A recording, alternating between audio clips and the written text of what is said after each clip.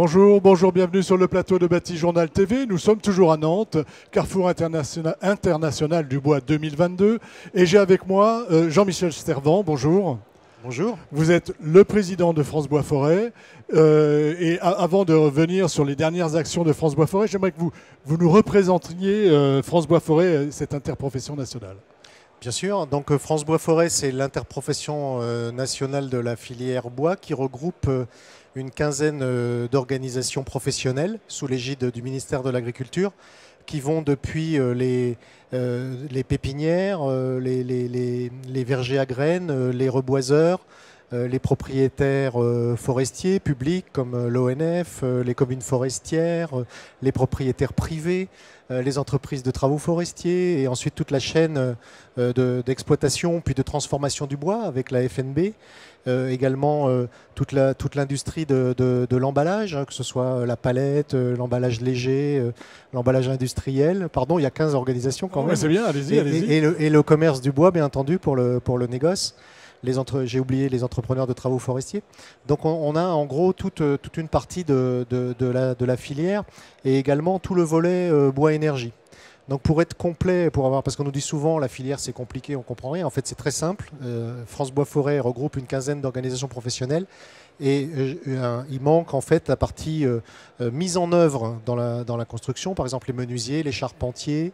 Il manque également le papier et l'ameublement. Et si on met tout ça bout à bout, eh bien on a l'intégralité de la filière bois. On a l'intégralité de la filière bois.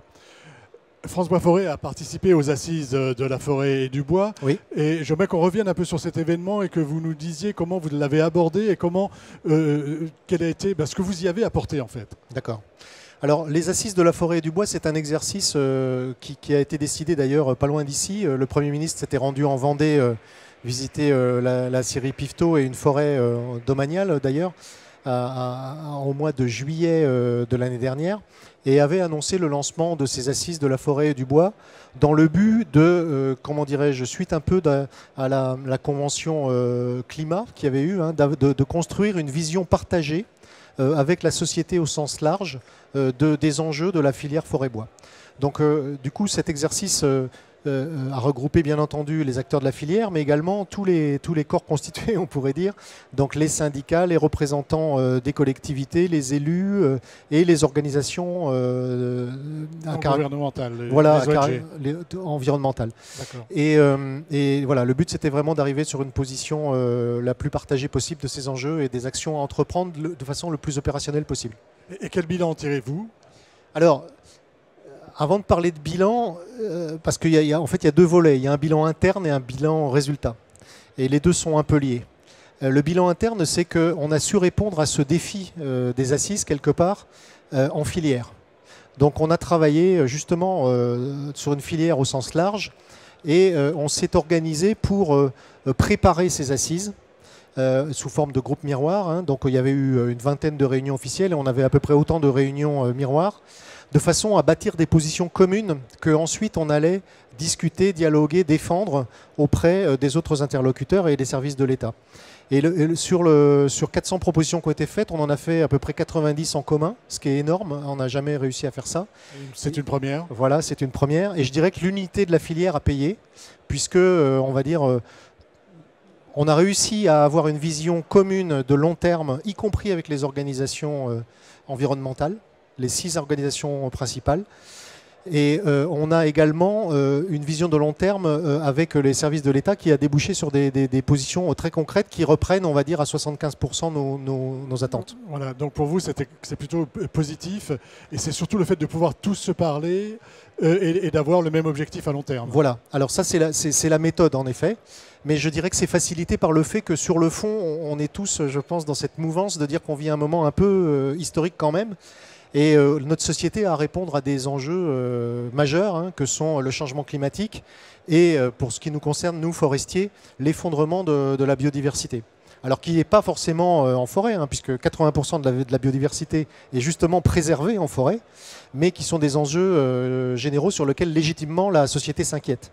Et donc notre vision, c'est-à-dire de dire on a besoin d'avoir une filière bois forte qui soit en capacité d'entretenir une sylviculture dynamique au bénéfice de la préservation de la biodiversité et surtout de l'avenir des forêts, c'est une vision maintenant qu'on partage, je dirais, largement avec les autres acteurs. Voilà, et c'est une vision qui a été entendue. C'est une vision qui a été entendue. Deuxième actualité sur laquelle j'aimerais qu'on revienne, c'est le manifeste. Oui. De quoi s'agit-il? Alors le manifeste, c'est une démarche parallèle que nous avons là aussi menée en filière, France Bois Forêt et FBIE, avec l'appui évidemment des FIBois et puis je dirais plus largement de tous les acteurs de la filière. Le but était d'avoir une vision stratégique des enjeux de la filière sur un horizon de 5 ans.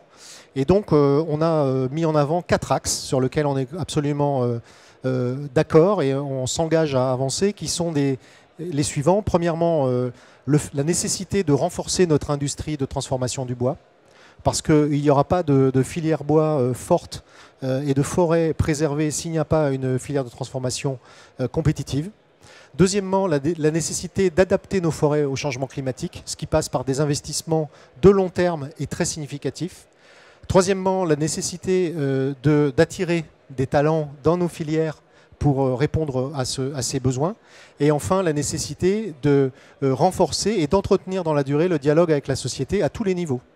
Voilà. Donc sur ces modalités-là, ces 4 axes stratégiques par rapport aux enjeux que je donnais tout à l'heure de préservation de la forêt et de décarbonation de l'économie, on a bâti 23 propositions que nous avons soumises aux candidats à l'élection présidentielle ainsi qu'aux candidats aux élections législatives, de façon à ce que nous affichions notre stratégie et qu'on puisse quelque part influer sur leur programmation politique. Voilà, en tout cas, leur dire que vous réfléchissez à ces questions et ce que vous proposez en fait. Hein.